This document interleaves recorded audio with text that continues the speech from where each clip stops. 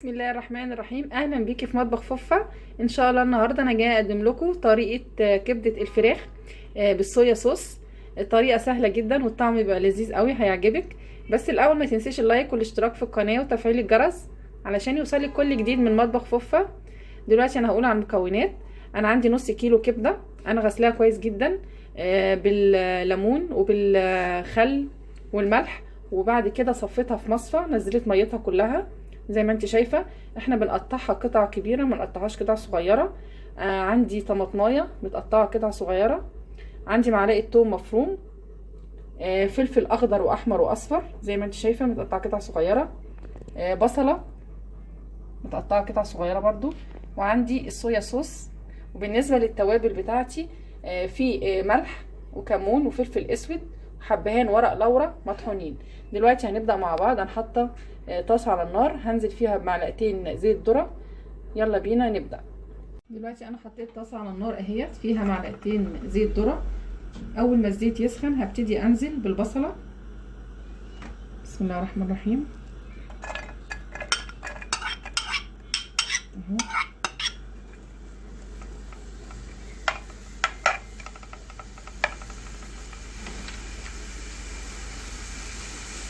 البصله تصفر معايا بالشكل ده.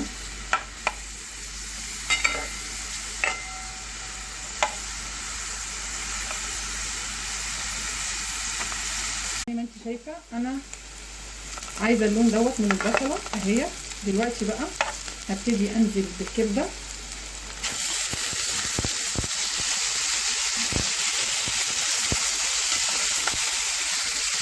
انا طبعا الكبده مش هقلبها كتير لان هي ما بتستحملش. بعد كده معلقه الثوم المفرومه،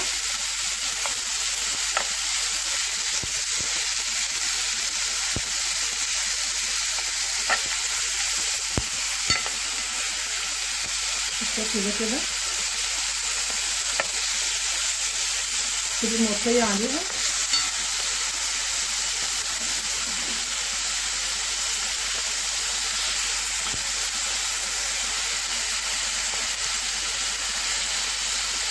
هنزل بالفلفل الالوان،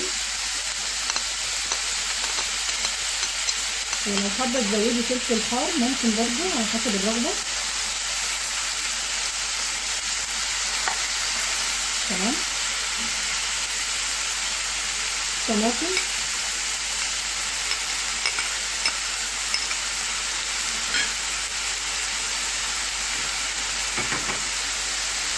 بالشكل ده كده.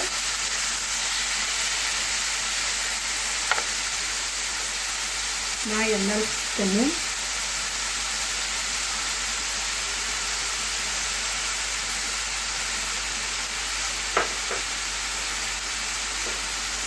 حبهان ورق لورا مطحونين،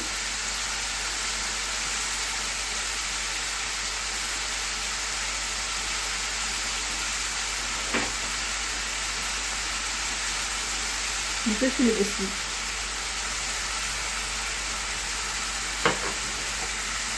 عايزه اقول لك على الريحه طالعه بجد تحفه. بالشكل ده كده. من اخر حاجه هي الصويا صوص، هي اللي بتفرق جدا في الطعم زي ما انت شايفه.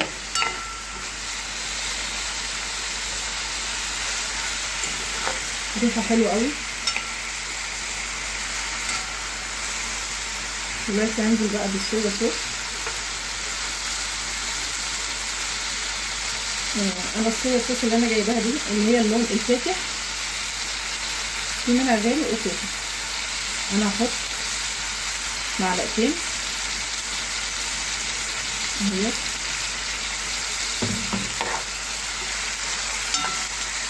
زي ما انت شايفه.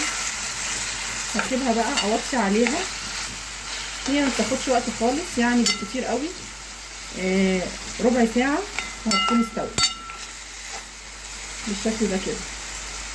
اول ما تستوي هرجع اوريها لك، تابعي معايا. وده شكل الكبده بالصويا صوص بعد ما استوت اهي بالشكل ده كده. بجد ريحتها حلوه قوي، جربيها بنفس الطريقه اللي انا وريتها لك دي، هتعجبك قوي. دلوقتي هبتدي اغرفها في طبق التقديم واوريها لك، تابعي معايا. ورجعت بعد ما غرفت الكبده بالصويا صوص زي ما انت شايفه، بجد طعمها حلو جدا، ريحتها كمان احلى. عملت جنبها سلطه الطحينه.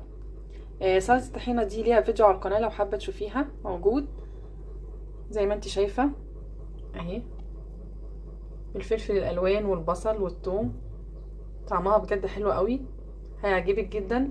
امشي بنفس الخطوات اللي انا قلتلك عليها في بدايه الفيديو، هتعملي احلى كبد فراخ بالصويا صوص. ما تنسيش اللايك والاشتراك في القناه وتفعيل الجرس علشان يوصلك كل جديد من مطبخ فوفا. شكرا.